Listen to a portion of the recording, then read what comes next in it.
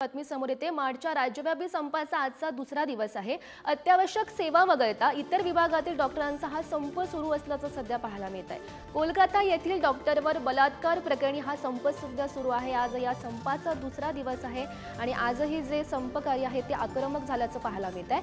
अत्यावश्यक सेवा वगळता इतर विभागातील डॉक्टरांचा हा संप ठिकठिकाणी सुरू असल्याचं सध्या पाहायला मिळत आहे।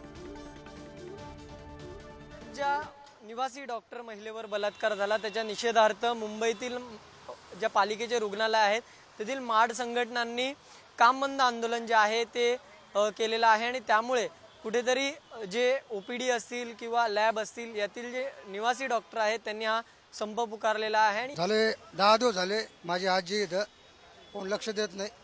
इथं मानीचं त्याचं ऑपरेशन आहे, कोणी बघत पण नाही, सुद्धा बघत नाही। तडफड लागली मच्छी सारखी इथं या हॉस्पिटलमध्येच 29 वॉर्डमध्ये 3ऱ्या माळ्यावरती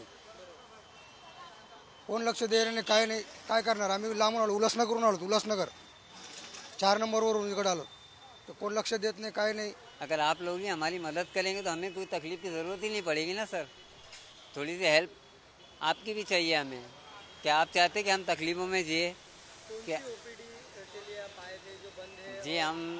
जी बंद तो ओपीडी बंद ही है। अभी तुम कोई भी वार्ड में जाओ, चाहे 1 नंबर में जाओ, 7 नंबर में जाओ, 19 नंबर में जाओ, एक बेड पे पेशेंट लो ही दिखेंगे। मुळात निवासी डॉक्टर संपर्क जाओ की नको जाओ, ऑलरेडी हॉस्पिटलवर इतका प्रेशर आहे। एक स्टाफ 2 डबल ड्युट्या करतात, ऑलरेडी त्यांचा प्रेशर आहे।